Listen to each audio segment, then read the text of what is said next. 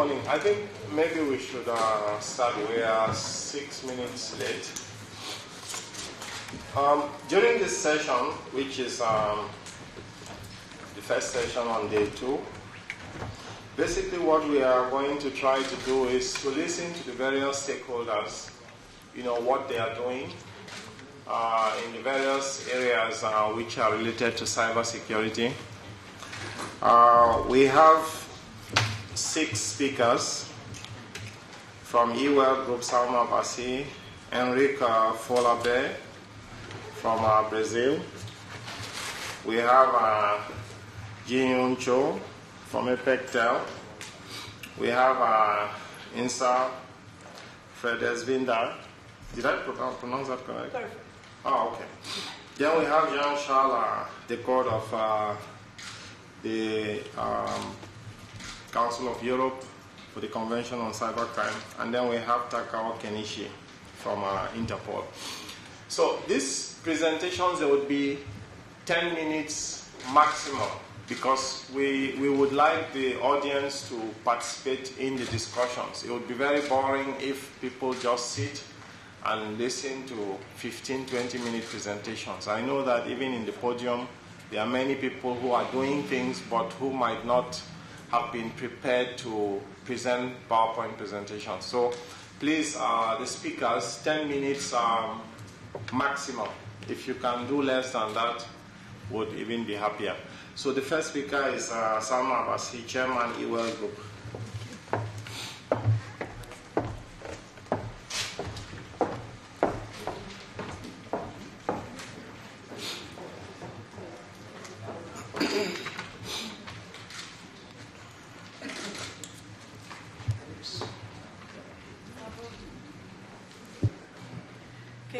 Good morning, everybody. Thank you very much, Alex, for the opportunity and the ITU to come here. I'm going to make, it's difficult to be the first one in the morning, but luckily I have lots of energy and I talk very quickly, so hopefully 10 minutes or less. I'm going to give a little bit different perspective on cybercrime and cyberspace. My personal experience is in the realm of technology from corporate US as a technologist and a communications person. However, over the last 6 or 7 years, I've got involved in counterterrorism and the prevention of radicalization. As a British-born Muslim, I'm high on the list of a suspect myself. So even though yesterday we were joking about the laws in the UK, I think that a platform like the ITU and understanding a common legal platform is very, very important at this stage of where we are. So the presentation is going to give you an overview of what is happening with the internet, and I'm sure everybody is aware of the statistics, but I think this is speaking very nicely to the work that is going on within the ITU, pointing out that the fastest growing usage of the internet is coming from the Arab world. And I can say, mashallah, from the Qatar, all of the areas there, we can see the UAE, great growth and great new people participating in the internet culture and society. A lot of concerns are also being raised in parallel, though. Our research shows concern on the Western morals and principles, the human trafficking, and of course the vulnerability of their youth from potential recruitments into the whole Al-Qaeda area. So there's great concern in this space, even though there is, of course, the economic development in this whole knowledge economy that internet is providing. Again, yesterday we were talking about the use of the word battlefield. I would like to argue that the platform has changed for cybercrime in multiple dimensions. Many, many aspects were discussed yesterday, so I will only focus on 2 areas that are of personal interest for me. As a woman, the information superhighway was supposed to be the highway for information and data. It's actually now translated and, let's say, become a people highway. It's actually moving people. When I go over some of the statistics, of course we know that the financial sector and the identity theft and the whole aspects, again, yesterday were covered, where we're looking at, I think, a great deal of economic damage that the internet and the new forms of attacks are actually going after. But not to be forgotten is the human trafficking and the great sexual exploitation of women and children. To me, the vulnerable need to be protected. And therefore, we need to have the legal framework, the laws, the policies in place that actually can transcend borders.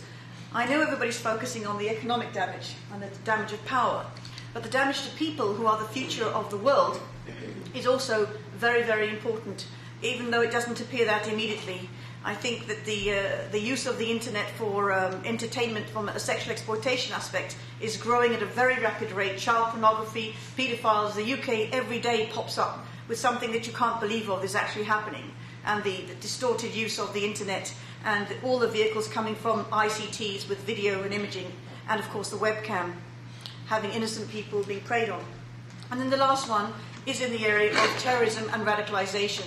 Again, I think this is an area the consequences impact us all. So one of the last things I will talk about, or my second to last slide, is an image. I'm a great one for pictures. I think they transcend language, loss of text, which is complicated for people. I think that in this platform that we're sitting today, we are all, I hope, equal and neutral. And this needs to be from a member of the HLE group. I think we need to be a little bit more specific and select particular areas to actually get our teeth into. And I will talk a little bit more about that. So again, the sophistication of the vehicles for doing social engineering is growing every day. It's rapidly evolving, and I think don't need to say too much there. Now, yesterday, I think Tom gave an excellent example of using your mother's maiden name. And I think that's an excellent point made and a huge gap. I don't know how many people have American Express card, but American Express always asks you mother's maiden name. I have personally running around in stores using my MX at full volume. Somebody says to me, "Okay, sorry, can't use your card. Let's go through a security check." I'm in the middle of a busy store, giving all of my personal details for anybody to hear, and then my mother's maiden name. So I think that I'm not sure how many people here booked online, hotels, airlines. So all of your information is continuously there. We're continuously being exposed. We're continuously being in a hurry. So these things had to be considered. And again, I think guidance and policies have to come from a neutral organization. And it's naive of us to assume that people know. People don't know the answer. They're always looking. A lot of people have been asking me, what are you doing in this HLE group? What is actually going to be the output? What is actually going to be implementable from what you say? And I think that's a very important thing for us to actually take into consideration. The complexity of the problem and the vulnerability of us in different dimensions is very evident from here. I won't read it. But again, focusing on some of the areas that impact us every day, the price of oil, I think the energy sector is at great risk. I believe that we don't have sufficient cyber policies in the Middle East region or in the Arab world. And I would say, I don't know too much about Russia, but I think that we're all exposed in this area. And recently at a critical infrastructure presentation in the UAE, I raised the point, and Bruce Mann from the UK actually seconded it, that this is not only a problem in the developing world or in the Middle East, but also in the UK. We don't have sufficient laws and policies in place. So who do we look to for guidance? The financial impact and the volume of attacks, again, this is all available statistics, and my presentation will show it. Again, the dollars and cents, $32 billion business of human trafficking is nothing too small. I think you can see why everybody's getting involved. The complexities here that the internet provides, other than providing a way to solicit women incorrectly, falsely, advertising, bringing them over from Lithuania as waitresses or nannies, and then bringing them into as sex slaves and exploitation. The numbers are just horrendous. The other way from Thailand to Australia, continuously growing. The vulnerability, preying on the young and the desperate. African brides coming to Europe, thinking they're coming as brides, and then being taken into terrible situations. Now the human trafficking highway, the internet has created an international mafia group. This billions of dollars. These are sophisticated mobsters. I haven't got a better word to describe them, but this is a very big problem. And I think I'm running out of time. But I think it's very necessary for us to be able to actually understand how these networks work, map them out, and then create legal frameworks that actually cross the borders. And today there's a huge gap there, which I see people coming up with different transactions in different countries because there is a varying degree in the laws. Vulnerability affects us all. The challenge yesterday was mentioned many times. which is trust.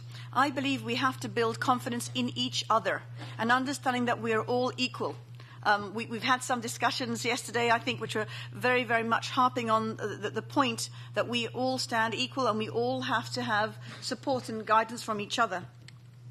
And I think what we need to do next is we need to focus and prioritize.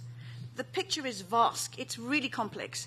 And when we come out with what's a strategy, well, it can be a thick, 60-page document, but how do we prioritize and focus on the right areas and build actually a true sense of trust and confidence in each other for creating comprehensive, my favorite words are implementable policies.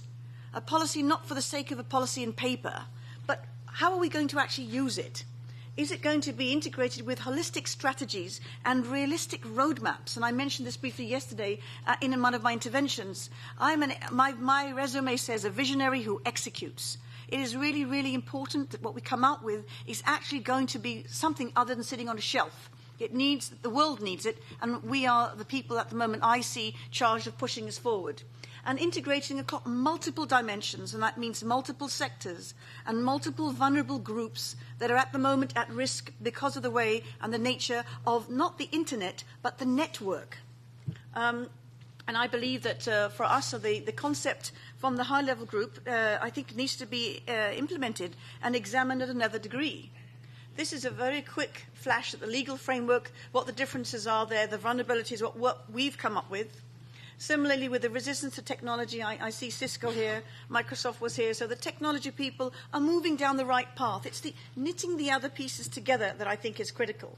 The organizations, how do we deal with cultural differences, a behavior that is acceptable in the Western society and maybe not in a Muslim society? How do we put that all together so that we don't become a free vehicle in unacceptable behaviors? And then capacity building. We all talk about capacity building. Capacity building for what? Capacity building for understanding lots of different aspects of ICTs. And then the last one we have is the partnerships. And this is where I think that the whole public-private partnership, multi-stakeholder partnership, multi-sector partnership with NGOs and the government and civil society is critical. How much more time do I have? So I'll just sort of... next steps to prioritize and mobilize. Personally, again, my area of interest is going to be counterterrorism, prevention of radicalization, and human trafficking and sexual exploitation. If we address these two areas, we can bring the security risk factor down in varying degrees. Creating multiple access points and countering the negative influencing, which means we have to be open and realistic to what are the multiple negative influences. And, of course, building awareness in the youth and vulnerable. I think I'm going to I'm just going to skip over a few of these slides, just showing you what it is. It'll be on the internet, I believe, on the website. And some of the work we're doing in radicalization is bringing forward together for counterterrorism radicalization is groups who are neutral positions and harmoniously working together across borders and across interfaith. Suzanne Mubarak has a wonderful initiative, ICT for Peace. ITU supports that, and the youth group that's coming out of the ITU, great opportunity, great vehicle for the HGLEs to plug into that and start doing some mobilization. I think I'll leave it there. Thank you very much. Thank you, Salma, for this very interesting presentation. We'll go straight to the next presenter, Enrique Folabert, from the member of the Internet Steering Committee of Brazil.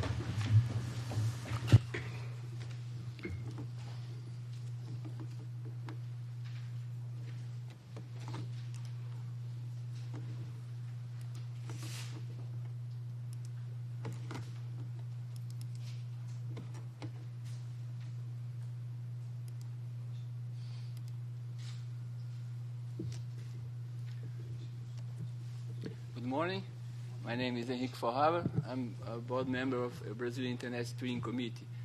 It's a great pleasure to be here. Thank you, Alessandra, for the opportunity to talk about the cybersecurity initiatives that we have done so far in Brazil.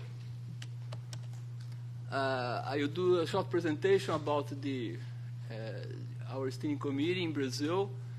also about an overview of the situation of security of internet, and also what they are doing about increasing Brazil internet security and incident handling. And at the end, you do some examples of education initiatives for end users.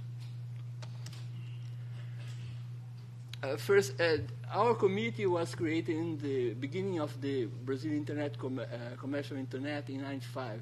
So we are about 13 years old. In 2003, the committee was altered because it was put in place an election process. And in the steering committee in Brazil, we have government, 10 people from government, and also people from civil society. That's the one figure that show how we are 21 members, 10 come from the government, from several ministers, and the other 10 are elected from the society. Myself, I'm from the private sector. I have a software company, and there are other 4 board members that come from NGOs and 3 others that come from academic community. As I show in the last slide, the CERT-BR is under our organization. I mean, the technical group that deals with the security in Brazil. The national CERT is a group that was formed since 1997 inside the steering committee. In Brazil now, we are discussing a cybercrime law and also anti-spam law. Both are in the Senate now, and there's a lot of discussion being done in Brazil this moment. In fact, next week will be a seminar about the cybercrime law that is being discussed in the Senate. In the organization structure, you have the steering committee, and also you have several ministers. The President Military Cabinet, the Justice Ministry, and the Communication Ministry that also deals with the cybersecurity issues. We about the CERT, as I told you, we started the CERT in '97, and it grows in the last decade. First in the academic community, and after also in the private sector and in the government. And in fact, in 2004, we helped the government to make the first CERT government organization. This map shows in Brazil the 27 active groups in cybersecurity. You have groups on the national level, our group, CERT-BR. You have groups on the government, and we have groups on the financial and banks. And we also have some CERTs on the ISPs and telecommunication sector, and the academic sector, of course.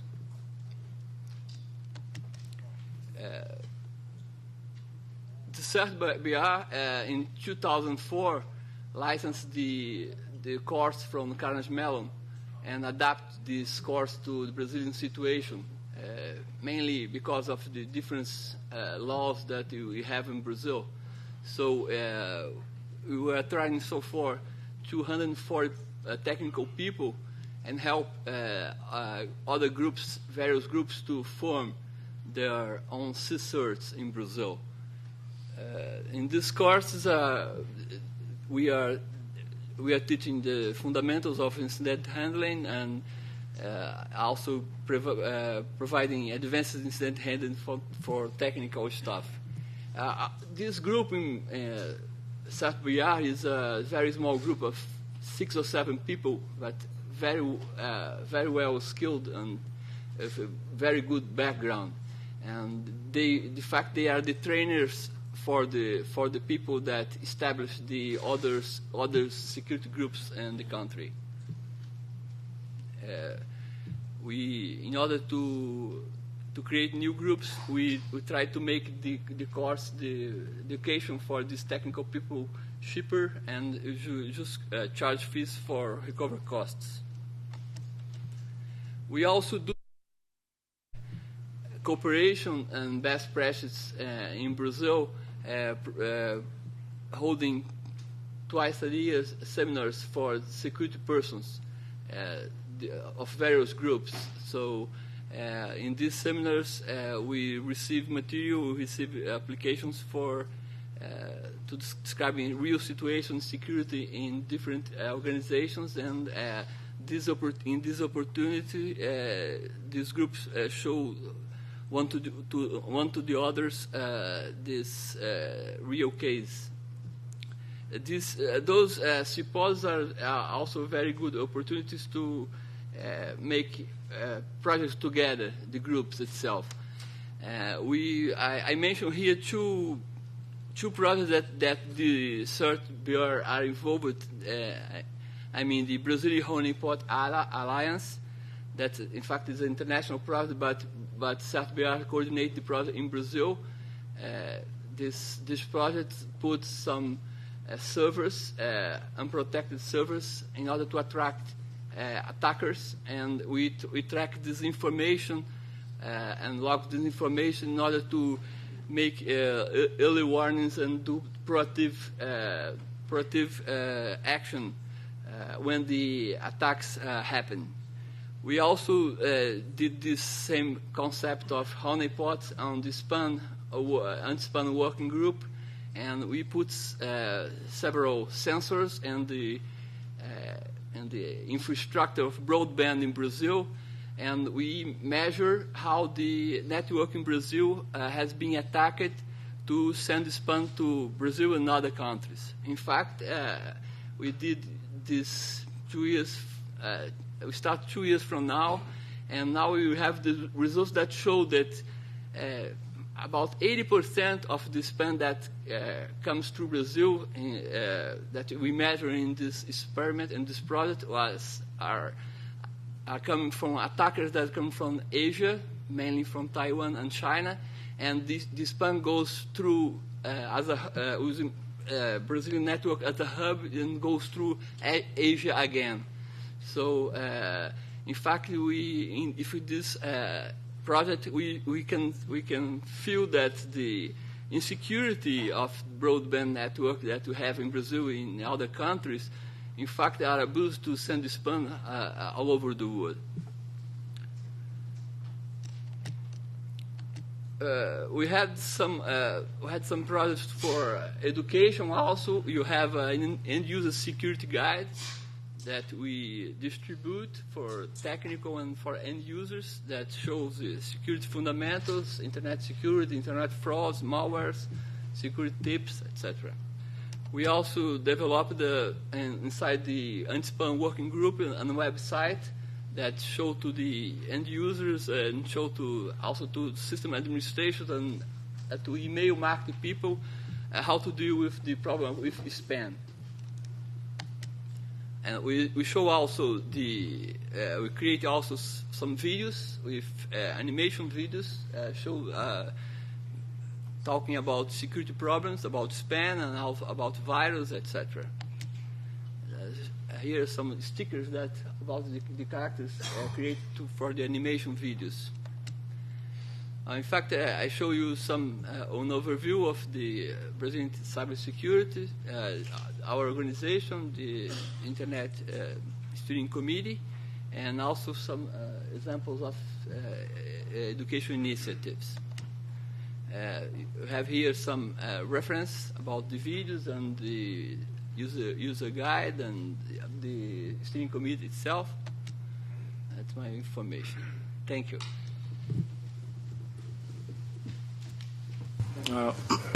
Thank you very much for that presentation. I think, I don't know, can we take an offer from Brazil that you could help other countries who request to set up sets?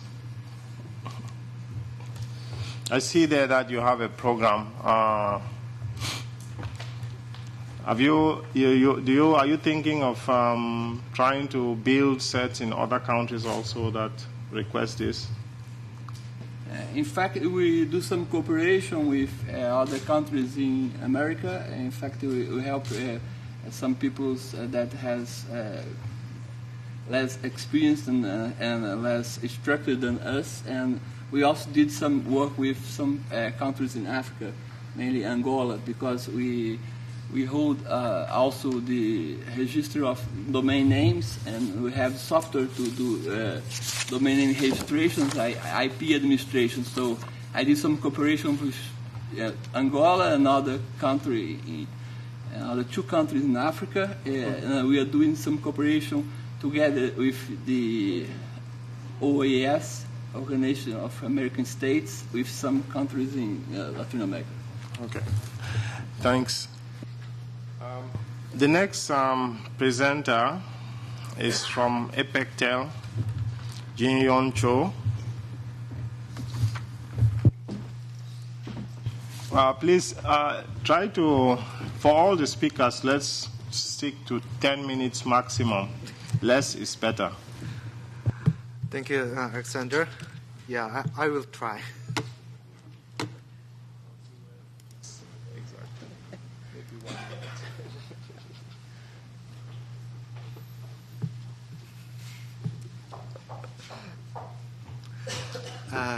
During the time, Christina preparing some material. As you know, APEC represents Asia-Pacific Economic Cooperation. I'm representing APEC, and under the APEC there is a TEL, working group for telecommunication and the information industry. Under the APEC TEL, I am the convener of SPSG, Security and Prosperity Steering Group. SPSG focused on mainly 3 areas: cybersecurity, cybercrime, and disaster management. I will present some activities going on in APEC SPSG. I will give some idea about the APEC's attention to cybercrime and cybersecurity. After 9/11, well, annually, APEC leaders meet annually. Each year, there is some meeting in member economies. In 2001, it was Shanghai in China. They made some statement about the counterterrorism, especially condemning terrorism happened just before the month September. They emphasized the importance of protecting critical sector protection, including telecommunications. In the next year meeting, they again emphasized the importance of the cybersecurity, promoting cybersecurity. They set out some implementation actions needed for all APEC economies. They asked the APEC economies to enact a comprehensive set of cybercrime rules, identify national cybercrime unit, and the 24/7 point of contact, and establish a CERT, CCERT, and close cooperation between law enforcement and the business. They commanded to complete these activities implementation until October of 2003. But as you know, it is for all 21 member economies, it is not yet accomplished there. It's ongoing activities. After that year, APEC, counterterrorism task force was set up, and after that, APEC counterterrorism action plan was announced. This is for annual reporting of progress made among APEC economies on counterterrorism. As I mentioned about some activities, mandatory promoting cybersecurity.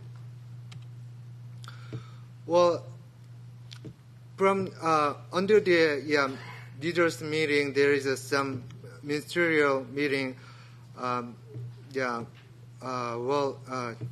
Just as I mentioned, there was some another statement from Telmin 5, fifth meeting of ministerial statement on security and security of information and communication infrastructures.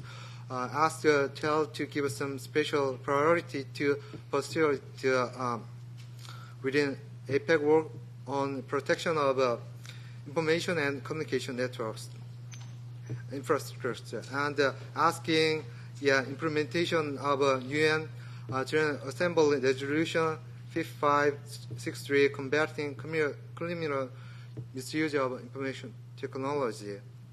Usually, ministers meet 3 years, each 3 years, so they met again in 2005, Telmin 6. They asked some additional actions about some CSIRT building and assisting drafting registration on cybercrime, assisting some regional meeting, and enacting some cybercrime and cybersecurity registration.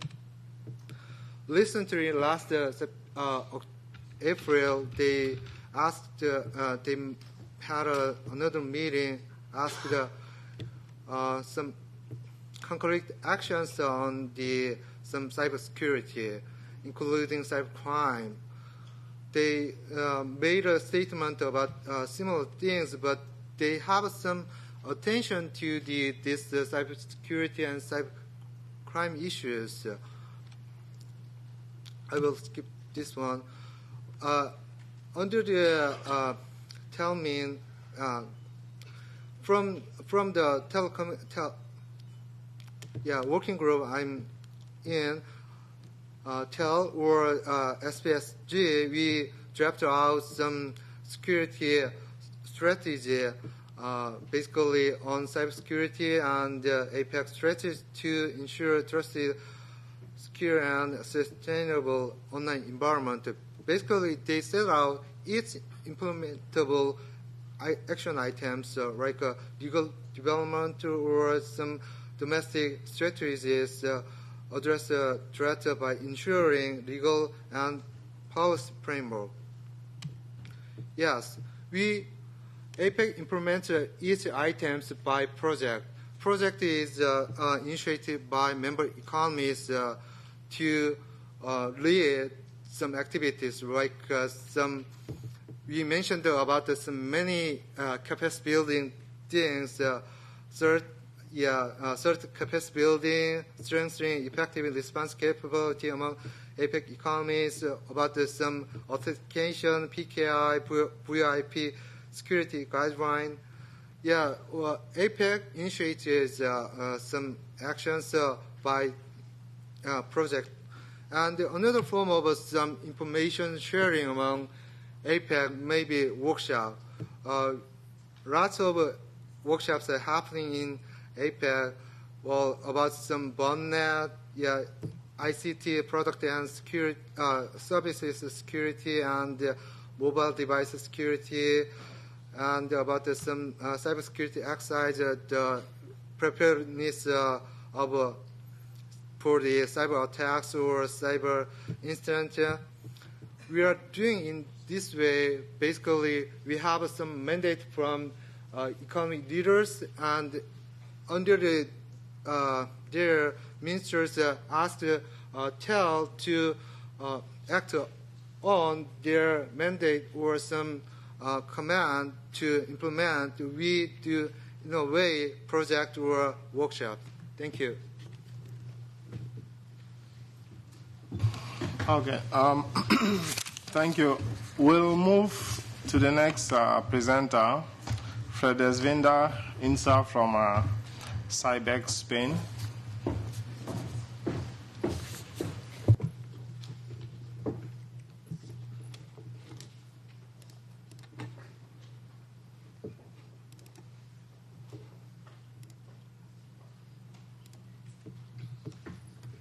Good morning, ladies and gentlemen.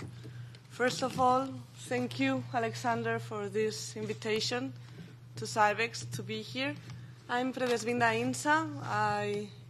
I'm the litigation support responsible of Cybex, and I would like to introduce you today, this morning, a very short and brief presentation concerning the actual situation of Europe about electronic evidence. We have been talking these days about cybersecurity and cybercrime, but I would like just to settle the question of what happens once you have detected cybercrime and you want to obtain electronic evidence about it in order to present it in court, and it has to be admissible in court. So what we did since the year 2005 was a research in collaboration with the European Commission on the admissibility of electronic evidence in court. And we revised all the actual legislation of 16 European countries in order to know if electronic evidence was regulated or not in the different legislations. And this is the presentation of today, is the general overview, very brief overview of what we found and of the reality in Europe concerning the regulation of electronic evidence. And I would like to settle, first of all, the question of, is it necessary to regulate electronic evidence?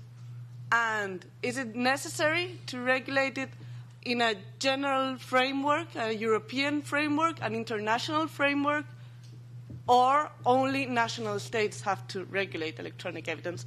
So let's go through very briefly the actual European situation on electronic evidence, and maybe at the end we can get to an answer about it. So what is Cybex? Just to introduce ourselves. Cybex is a Spanish company based in Barcelona and Madrid, and we work on the fraud in virtual environments. It was created in the year 2000, and we work with governments, with public institutions, with companies, law enforcement bodies, and the purpose of it is to deal with electronic evidence, to gather, analyze, and present electronic evidence in court. That is why we are so concerned with this actual problem. So, as I said, the purpose of this presentation is today to reflect the European situation concerning electronic evidence and its admissibility in court. So the first question we settled in this research was, is there a proper definition of electronic evidence? And we tried to answer the question in two ways. First of all, as I said, analyzing the different legislations in Europe. Does legislation define electronic evidence? And secondly, by in-depth interviews to different actors like judges, lawyers, prosecutors, notaries that are working in their daily lives with electronic evidence. What do they think about it? How do they define electronic evidence? So we found, revising legislation, that there is no specific definition of electronic evidence in it. And what they do normally is they apply by analogy the definitions concerned to traditional evidence, to electronic signature, to electronic document. By analogy, it is applied to electronic evidence. But that is not a proper definition of electronic evidence. So that is in the legislation field, but in the practical field happened exactly the same thing. We did more than 200 in-depth interviews. And what we found is that each of the different actors interviewed had a different overview or a different proper definition of electronic evidence. Some were quite similar, but many others weren't. So, about the legislation. Is there a specific regulation on electronic evidence in Europe? No. The answer is no. Electronic evidence is not regulated. And what is the point of it? If we are fighting against cybercrime, and once we've detected the crime and we've got the evidence, there is no regulation about it. How are we going to present it in court? So, as I said before, analogy has a very important role here, and we found that 64% of the laws that we had analyzed regulated electronic evidence by analogy of traditional evidence. So, of course, under this situation, we made the general question to all the different actors: is it necessary a European legal framework regulating electronic evidence? The question was a European framework because we were doing a European research. It was 15 European countries. But I suppose that if we did this research in an international level, the answer and the situation would be very similar. And all of them said, yes, of course it is necessary. And why? Because they think or they sustain that it will help the legal national development of the regulation of electronic evidence. It will especially develop in a uniform way the legislation, and it will facilitate the international cooperation between judges. And third and last, about the proceedings. Are the proceedings in the gathering, in the analysis, and in the presentation of electronic evidence regulated? No. Very easy question. No. In many cases, the general proceedings of evidence is applied, and in other, the proceedings established for traditional evidence is applied. So analogy is applied. There is no special statement in legislation, in regulations concerning electronic evidence. And we can't forget that the characteristics of electronic evidence are very different from traditional evidence. And we cannot apply, in many cases, the traditional procedures for traditional evidence concerning electronic evidence because it's not the same. So 48% of the European laws contain proceedings to apply to electronic evidence, but always, as I said, by analogy. So after this research that was developed during nearly 2 years, we presented to the European Commission an improvement guide. And we explained that there is no common criteria in Europe concerning electronic evidence in their legislations, and that the general trend is that electronic evidence is not well regulated. Or I could even say it is not regulated. So are the jurists, the people that we interviewed, for the changes? Yes, sure. 77% answered yes. And why? Which are the changes they suggest? They want a better regulation for electronic evidence. They want specific provisions, not only by analogy. They want specific provisions for the electronic evidence, of course, always in compliance with the Convention of Cybercrime of the Council of Europe, in order to get homogeneous policy in security matters. So, conclusions that we got about all this big research. Legislation has the effect of positively influence the perception of security held by different social actors. So this is one point we have to develop. Let us adapt the current legislation to the actual reality. Secondly, judges are the key actors in admitting electronic evidence, and police expert law enforcement bodies hold the main position in the gathering and the analysis of electronic evidence. So these are the two types of actors in which we have to act. Third, confidence in the experts related to the collection, analysis, and conservation of electronic evidence. So we have to follow the procedures that the experts, like Europol, for example, are developing. Training is a key point. Training, knowledge, and experience are the necessary and indispensable elements that experts must satisfy. So we have to work on training. And last but not least, improvement in communications between the actors related to electronic evidence at the national, European, and international level is very prized and desired, because what we found, and after this research, is that technicians and legal actors don't understand themselves when they communicate among them. They speak different languages. So we have to improve the understanding between judges and technicians. So after this general overview about the actual situation concerning electronic evidence in Europe, I would like to just settle this question. Do you think that we must create an international legal framework concerning electronic evidence? I'm not going to answer the question. I think it's something that this high-level expert group should answer and maybe suggest something or a proposal to start developing or just to start thinking about it. So what are we doing about it? What is Cybex doing with these results about all the European situation?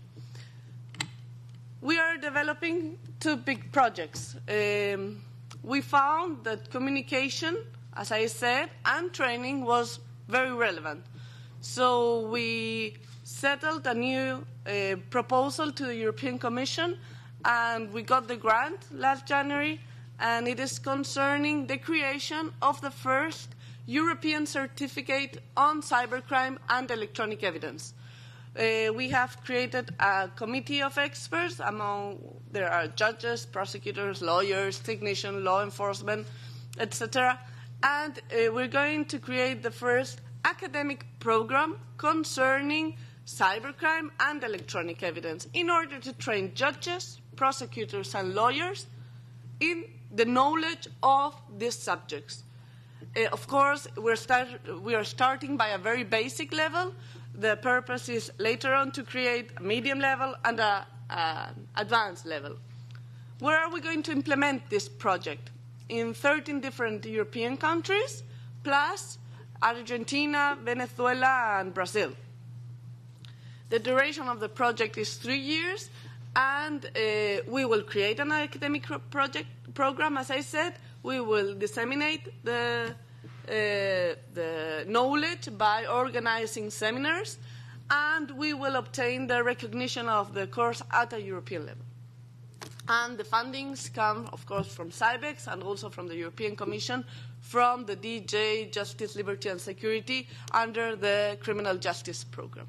That is the first one. And the second one, we have submitted to the European Commission also a new project concerning the creation of a European electronic newsletter on the fight against cybercrime and electronic evidence. And the purpose is to create this newsletter in order to disseminate best practices. More than 52 different institutions are participating in it. And, of course, it will also have a duration of 3 years, which is the maximum period of time we can get from the criminal justice program. And for the moment, these are the two big projects we are developing. And if you have any more questions or you would like to have more details, it will be a pleasure for me to answer them. Thank you. Thank you for that interesting presentation. We'll move to the next speaker, who is going to sit where he is, Jean-Charles Decote from Council of Europe. Well, good morning to all of you, and thanks, Alex, for this introduction and for inviting also Council of Europe to be here. I'm very glad. So basically, we'll win a few seconds since I didn't bring with me a PowerPoint presentation, so Alex will be very happy about that. And I will try to briefly give you a sort of exposure on what Council of Europe has been doing and what we have in mind for the coming months and years in the field of cybercrime to promote cybersecurity.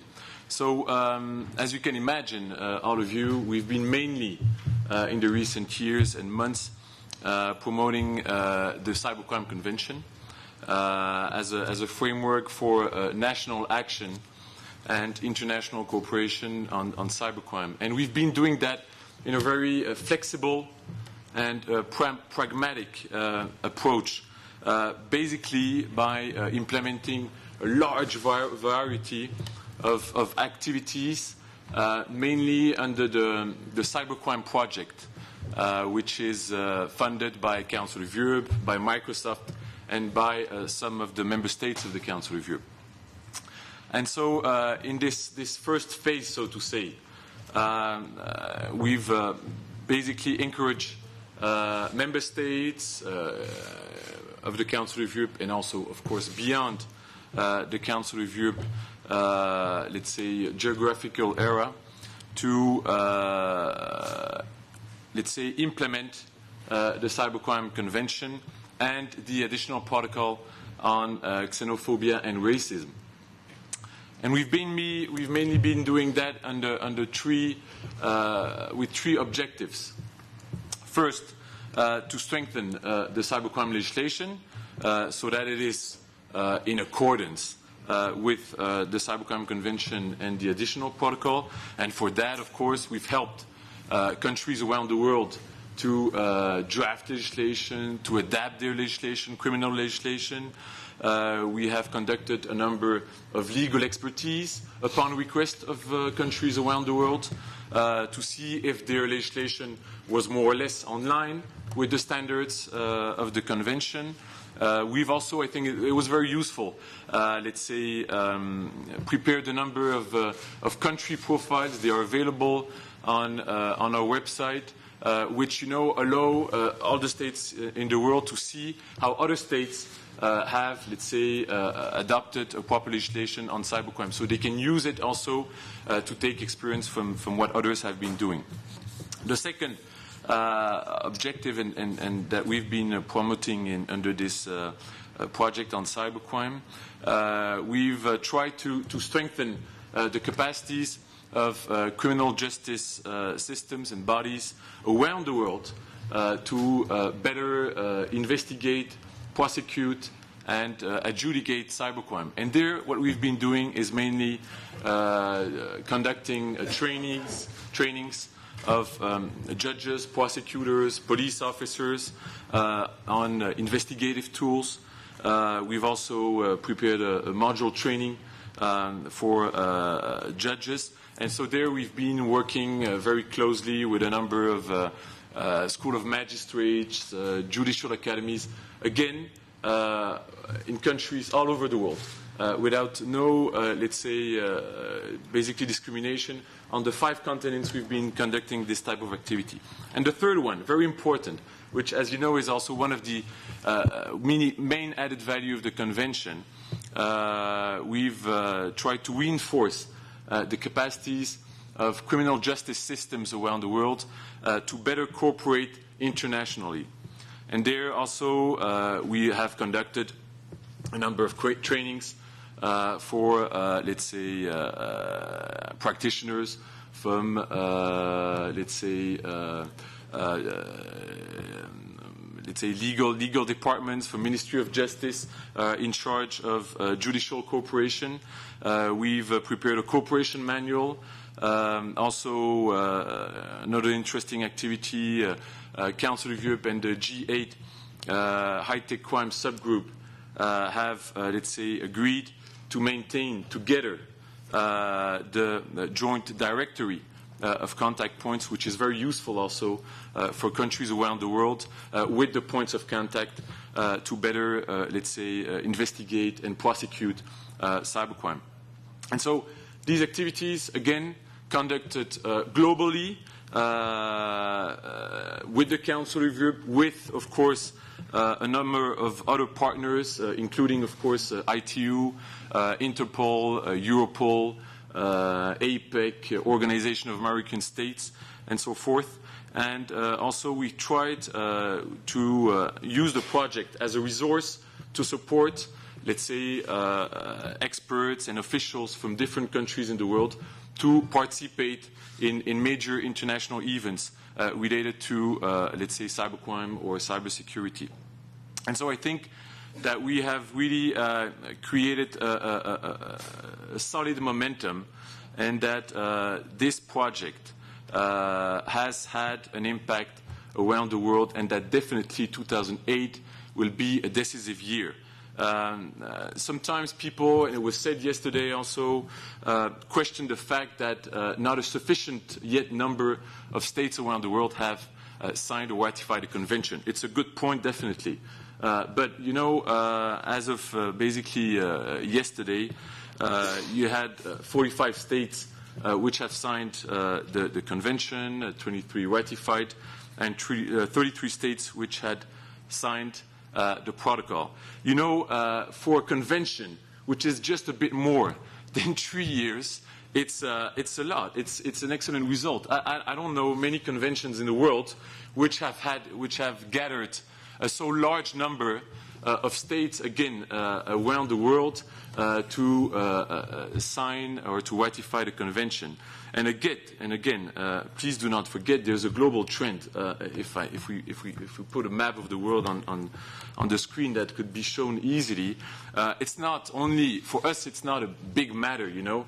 We would of course prefer to have a larger number of states, but you have not only the states which have signed and ratified the convention, but you have dozens of states around the world which have used the convention, as a model. They have basically used it as a framework to adopt their legislation. Whether they signed it or not, at the end of the day, is not a big deal.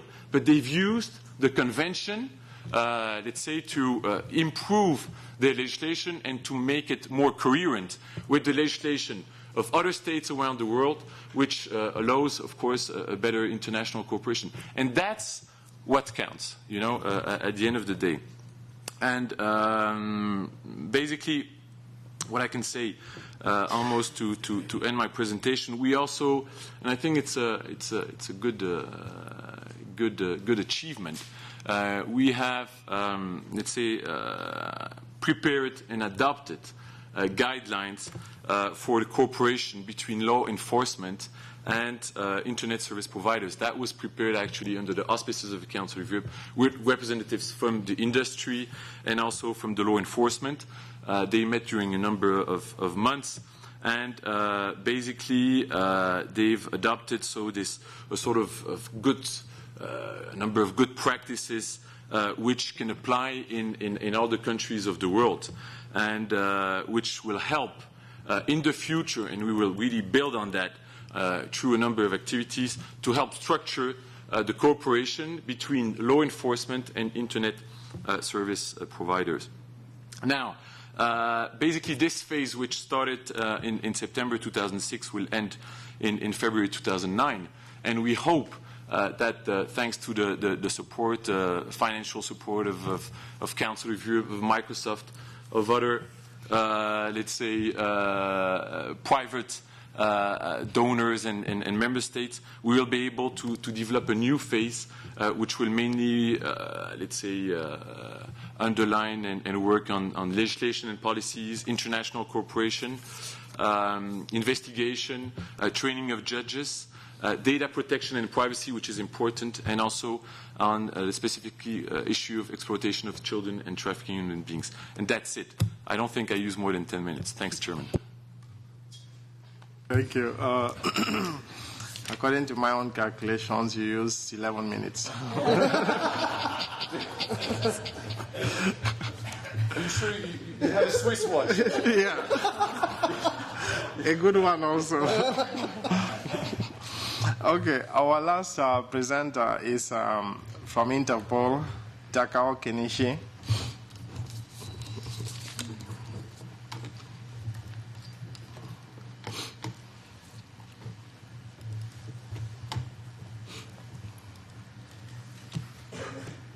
Thank you very much, Alexander. Also, thank you very much to give me an opportunity to deliver a presentation about Interpol. And now I'd like to introduce the role of Interpol in the fight against cybercrime, especially for stressing Interpol National Central Reference Point for computer-related crime. My name is Kenichi Takao. Takao is the family name, and Kenichi is the first name. And I'm a crime intelligence officer of Financial and High-Tech Crime Subdirectorate of Interpol General Secretariat, and in charge of National Central Reference Point for computer-related crime. Today, I will express what is a 24/7 communication system of Interpol. The second one is the concept of NCRP and why we consider this is necessary for us. The third one is the current situation of NCRP. And lastly, the proposal of usage of NCRP from Interpol view. First of all, I introduce the I-24/7 communication system. We, Interpol, has constructed the secure network system among 185 countries. This system enables all member countries to exchange information securely. On this platform, various information such as notice information like a red notice, the arrest warrant for all over the world, the fingerprint information, and criminal data, and so on. This is a simple information, but we use this system for the secure network. The secondary, apart from I-24/7 network, let me talk about the dedicated contact list for high-tech crime investigators and forensic examiners of the world. This slide shows the many organizations make a kind of list. Now, the Council of Europe introduced the bottommost one, the COE Article 35 of Cybercrime, and this would be merging to the G8 24/7 contact point. But now it's separated by us. And many officers recognize the characteristics of high-tech crime are the volatile of the evidence, cross-border, and necessity of expertness. Given that situation, it's obvious that the officer wants such list, and the international organizations respond to that. As for Interpol, given that situation, to ensure that the information exchanged through the appropriate Interpol channels reaches the specialized police unit with the least possible delay, a list of national central reference points for computer-related crime has been compiled. Of course, we have several kinds of connection channels amongst countries. So it's clearly understood that NCRP are an essential prerequisite for the establishment of the early warning system. It's intended that the messages through NCRP channels will be exchanged via the appropriate unit in each receiving country, where special investigators can manage technical message in order to minimize delays. In a word, NCRP exists to ensure that the information through the appropriate Interpol channels reaches the specialized police unit with the least possible delay. Currently, 120 contact points are involved in the NCRPs on this merge. Also, as shown, the list involves in the data of organization and unit, working languages. For your information, our Interpol, we have 4 official languages, including English, Spanish, French, and Arabic. The contact person's name, telephone number, facsimile number, email address, and 24-hour basis contact number, such as the mobile number of the specialized investigators of the world, and address of organization. This list is always being updated by any means. Here, I'd like to remind you regarding this list. As I explained, the purpose of NCRP is to provide the secure and appropriate Interpol channels and to utilize for specialized information technology crime investigation units. Therefore, to prevent this list from any intervention, NCRP is distributed only through Interpol channels. So please bear in mind, you should access through Interpol secure web page or send a request through I-24/7 to obtain the list.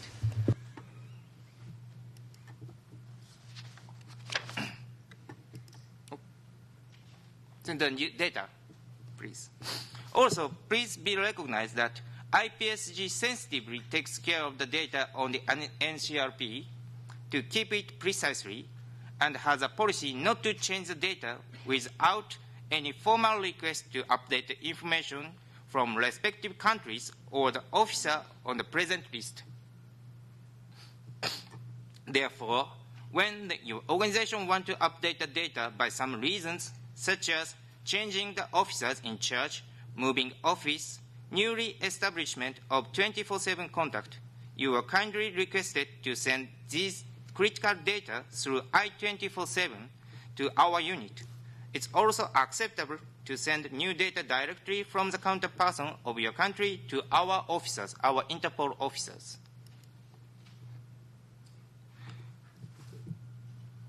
As the last part of my presentation, IPSG would like to recommend how to use this NCRP. IPSG believes that this list is very useful in operation cases for the technical investigators. For example, please imagine the sample conversation on a certain on-site crime cases, the first trigger, first conversation between the foreign countries. We, as the technical investigators, may have to explain the current crime on-site situation in a very short time to whom we would like to ask their cooperation. In case of such situations, it would be very difficult for us to tell the situation precisely in a short time without using many technical words. Also, it easily imagines that the volatile evidences, such as access log, would be promptly deleted by criminals. Tracing the source would be impossible. The problem is that the only officers who have background of technical skills and the knowledge of computer crime investigations could understand what you say. So, to ask first about such kind of cases, we have to prepare a kind of technical officers list. This is the reason why NCRP was established, and IPSG recommended computer crime investigators of the world to use this list and information in actual investigation cases as a trigger of mutual assistance, following definitely the administrative or diplomatic procedures coming. For your information, Interpol secure website consists of much critical information. To access, ID and password are needed. Where ID and password? Please ask the Interpol section of your country's police organization, which is called NCB, National Central Bureau of your police organization. Instead of final word, please contact me if you want to get NCRP information by email. If I will forward your message to your NCB to ask to forward the data or share ID and password of Interpol secure website so that you can access the data. Thank you very much for your attention. Thank you very much for that presentation. I'll just try to give a short summary of some of the presentations that we've heard today. We heard about some of the dangers dealing with people, that the issue is not just about finance, it's not just about critical infrastructure, but it also has to look at the way ICTs are being used to perpetuate certain crimes which are against children, women. We learned about the work that the Brazilians are doing in setting up these really important organizational structures that should take care of some of the issues and respond to threats, and how this activity could also facilitate the work of other countries. APEC told us about some of the activities which they are doing at the regional level, and I think this is something which we just got some information that in Africa also they are looking at how to set up something at the level of the AU. So that's a very good trend. Electronic evidence, that is something which I think we would have to look at also quite seriously, because if you have the technology and it doesn't work, and then eventually somebody commits a crime, and then you take the person to court and the evidence is not accepted in court, then we have problems. We will not even be able to implement the laws, even if we have them. So that's an area where I think it's important for us to start looking at how we work together and have something which would be, recognizable. Is that coming from me?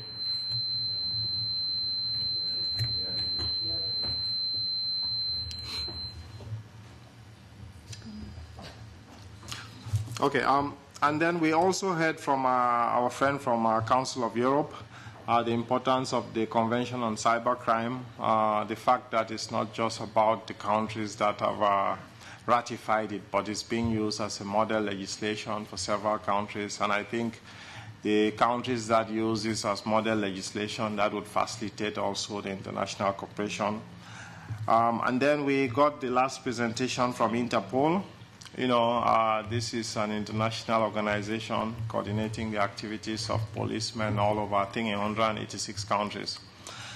One thing which is important, the reason I went through this, this short summary, is to try to give you a perspective what the global cybersecurity agenda is. Everybody who has spoken is coming from different organizations, and they are all members of the high-level expert group of the global cybersecurity agenda. And the message here is that it is about collaboration. ITU doesn't plan to take over what Interpol is doing. ITU is not going to replace EPECTEL and start dealing with the regional activities. We will not be doing what Cybex is doing, but we need that framework for international cooperation. The entities who are represented here, they go back to do their work, but this whole idea of having a common understanding that Council of Europe would continue what it's doing with the cybercrime legislation, and that our colleagues from Brazil would go ahead dealing with other countries and trying to help them to set up sets. But there is this link that needs to be set up so that we work together, because the information society is connected. It doesn't know any boundaries. So the floor is open now for anybody who has... Okay, we'll start with Iran. Thank you, Chairman. Thank you, everybody. Good morning. Yes, the discussion was very interesting. In view of the time constraint, I would like to make some small suggestion, Chairman, that the executive summary, which provide information to everybody dealing with the cybersecurity, which, as you know better than me, is a matter touches all departments of a country. It's not only communication. ICT is the carrier of that, but covers everybody.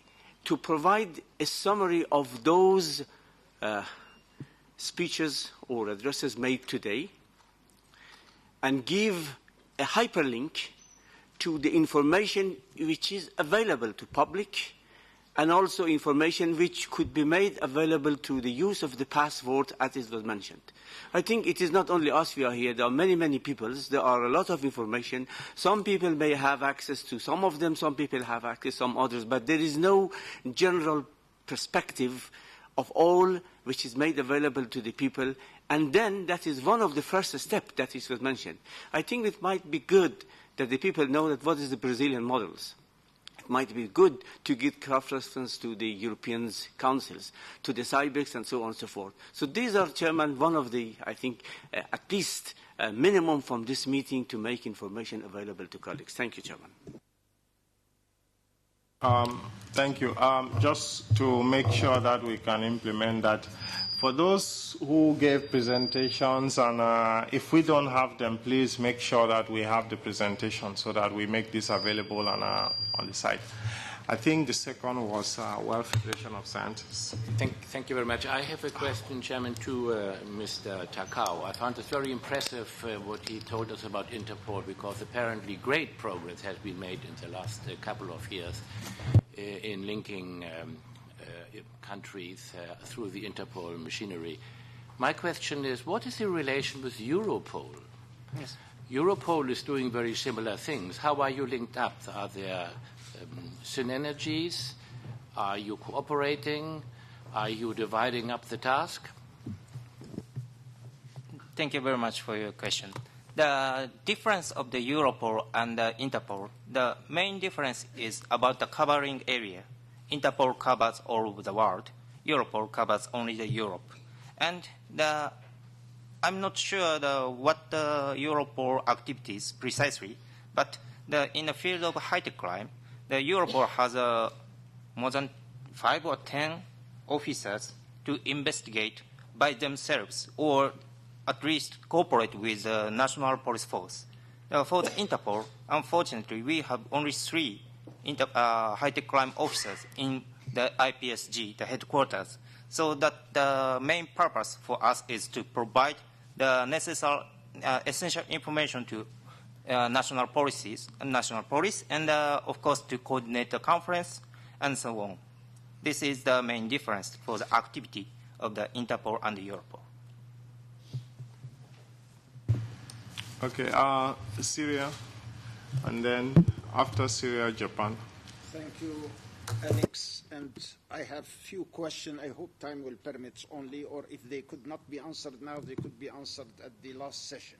My first question go to the second presentation by Brazil. It was very, very interesting. You remember, Alex, that before the WSIS, we have had 2 thematic meetings on spam.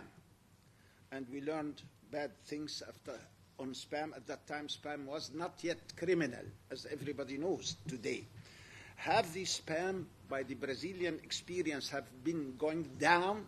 Because at that time, you have learned that Brazil was one of those spam producers, not by themselves, but maybe by hacker cracker sitting in New York, sending the spam to Brazil and making Brazil distributing that to the world, as we have heard about China, Russia, Romania. The names were officially presented at this thematic meeting, so I apologize to you. But have your system helped? Because we have learned that there was a memo of understanding between UK, United States, and Australia, and then Australia followed the same example, make it with Korea. And we have learned that after this memo of understandings, the spam attacks on United States, on UK, on Australia and Brazil have gone very down. However, unfortunately, what's going out of them towards the world was increased. So this is what I'm asking you, if you could answer us at the closing, how you think that this have helped in combating spam. And of course, spam now becomes another problem. The second question goes also to our colleague from APECTEL. Is it Asia Pacific Group for Telecommunication? Because somebody should have put for us the full letters. Now going to my colleague, our project in Spain. When they say the definition of electronic evidence, you know, in Europe there is 2 philosophies in law, in the whole world. The British law, by analogy as you call it, or this is what we have learned, and the Bonapartian law that my country and most of the Arab states have picked up the Bonapartian law. Have you tackled this issue, or are we dealing with a single legal framework in the whole world, or we still have this difference in schooling? The British school, which is a United States school to some extent, and the European Bonaparte. This is a question. My last question goes to our colleague from 2 questions. One, please, Europe, when you talk to us, forget about the protocol. Because in the protocol, you have not treated us equally, as Sami have told you, we are Muslims. Anybody who attacks the Israeli belief, you condemn him. But if he attacks the Arab, you applaud him. The Muslim, you applaud him. So let us be careful about this protocol. Okay? So when you talk about the convention, we are happy with that. But don't touch on the protocol, because seriously, we condemn this protocol. This protocol is not the proper protocol to treat everybody equally. My last question goes to my colleague from Interpol. How sure you are of your network that it will not be attacked by spammers or hackers or crackers? This is what I'm asking you. Okay, what we are going to do is we'll take from Japan, and then Brazil. Who are you? Okay, Japan now. The panelists should be taking down the questions. We don't have too much time, so please try to be very direct. Thank you, Chairman. Thank you, Mr. Chairman. I also would like to thank you all the speakers for their interesting and informative presentation. Especially, I'm much also interested in the anti-spam activities in each entity. So let me briefly introduce the current activities in Japan regarding anti-spam issues. In Japan, an amendment bill of Anti-Spam Act was drafted for introduction of opt-in regulation, enhancement of law effectiveness, and strengthening of international cooperation. The bill passed the House of Representatives in this April, and will also be passed upper house within a month.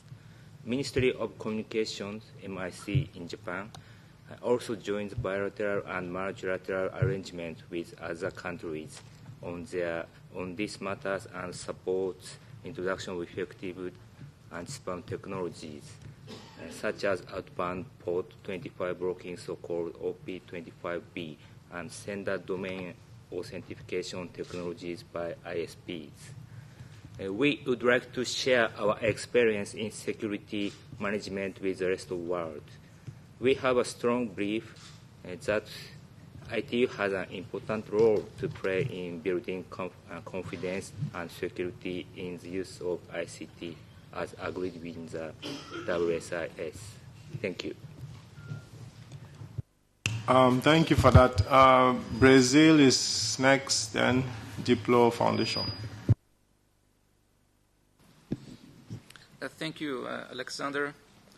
Let me first congratulate our speakers for their presentation. I'd like to make a point regarding capacity building and international cooperation. I guess it was Salma Abazi who made an interesting point regarding what are the objectives, capacity building for what, international cooperation for what. And as these two areas, they are part of the global cybersecurity agenda, we really need to focus on them and try to understand what we are seeking here. And I guess that her point is valid. We are looking for capacity building for creating a capacity for incident and response.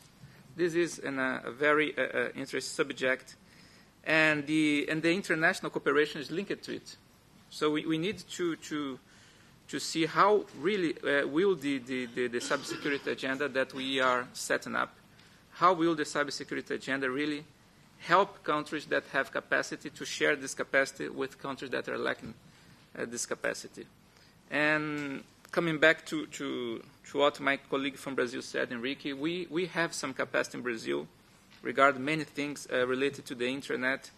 We are already cooperating with countries in Latin America and Africa, but we would be open to look into the possibility of making the same cooperation through the new channel of the global cybersecurity agenda. Thank you very much. Okay, I think I would pass the microphone to the panelists to respond, but we would take you on your offer, Brazil. The whole idea is, using experience, expertise of existing partners and initiative to spread it around the world.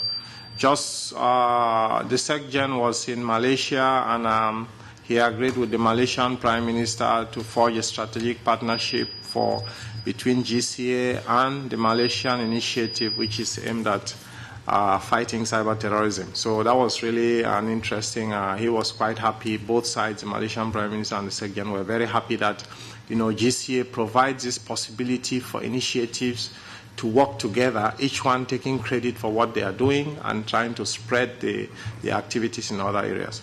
So with that, I think we start with Cybex. Then we go to, there were quite a number of questions. I hope you all took down the questions. just go in the order, when you speak and then the next person, I'm not sure which order we have to follow, but I'll start with I prefer to start with the ladies. Thank you, Alexander. About the question, it was settled. Yes, we made the difference among common law and Roman law. And, of course, I just made a very general overview about the final results. If someone is interested, I could pass through the whole final report or even send it to the council or, to the I2, to Christina maybe, in order that everybody has access to it and that people can review or read the final conclusions. But yes, we made an important difference among common law and Roman law. Okay, I will talk more about anti-spam program in Brazil. In fact, we started this anti-spam working group 4 years ago, and we did a lot of meetings with several stakeholders. I mean, the ISPs, the telecommunication industry access, and we believe we advanced a lot. In fact, after the result that we have with the Spam Pot project, we start to talk with Taiwan and China, and we are working in a memorandum of understanding in order to exchange information about the situation that we figure about the abuse of our network. We are also working, as Japan told, with the ISPs, the broadband ISPs, in order to manage the Port 25, because we feel that most of the home users are being the computers at the homes are being abused, and the people don't know about that. So if we are working together with the ISP broadband in order to managing the ports of their network, avoid that this computer can be sending spam to others. In fact, Brazil appears on some lists as of the 50 country that send spam, but I have to tell you that Brazil is very active in internet, so we are 50 or 60 in everything. So spam is in fact on our experiment we measure that most of the spam that doesn't come from Brazil itself. It's just I told you, it's a hub. And the last point, I talk about the law. In fact, this group produced a document that's the base of the anti-spam law that's in the Congress. We feel that the law is not the more important issue, but it's important also. We also are working on self-regulatory anti-spam practice for the email marketing people, because that's important also because they are everybody has costs about spam, and the people that work with the marketing and commercial messages are having a lot of difficulties with the ISPs, because the ISPs blocks everything, even the legitimate commercial messages. So we are working together with the associations, marketing associations, in order to make self-regulations to separate the bad email from the good email. Okay, Salma, we've actually run out of time, so let's try to be very quick. I think the comment on the capacity building is very important. On my presentation, there's the last slide I did not show, which gave a management framework for a closed-loop feedback system for actually fighting cybercrime, looking along the various aspects of where the knowledge is going to come from. And it's arguing how we need to share and build the capacity from human capability, but also for the knowledge and the data that we collect. Thank you. Yeah. Yeah, on the official name of hotel, it's telecommunications and information working group is a collective name. And on the international cooperation and capacity building, yeah, I need some touch on that. Yeah, APEC is actively collaborate among the members. We have some intention to expand the tool over global perspective with some GCA initiative from ITU. We have to work together. As a person from Korea, we also contributing some CERT or CSERT capacity building in developing country or economies. We are giving some consultancy or some sharing information. And about this Council of Europe Cybercrime Convention, we are always mentions it's a differentiation model for cybercrime, and APEC economies should follow that way. Not just, as you mentioned, that we need some attention and follow. That's fine. Just consistent with the Cybercrime Convention. Thank you. Thanks. Yeah. Thanks. Just to respond to the distinguished representative from Syria, the protocol, sir, of course, considers everybody equally, and it requests from the states to criminalize racist and xenophobic threat and insults from whatever side they come from. I just wanted to stress that. But thanks also for your promotion of the Convention on Cybercrime. Thank you. The simple question: we have no authority to investigate by myself, and for the hacking and cracking, we didn't do that, and we won't do that.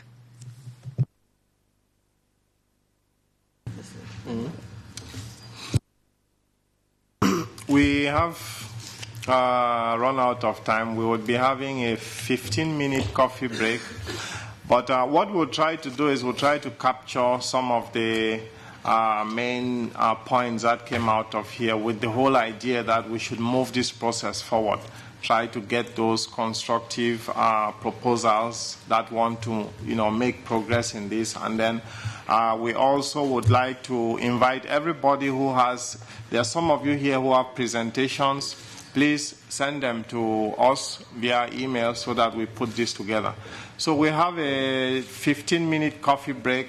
It's 11:08 plus 15 minutes. I don't know what that is. But 23.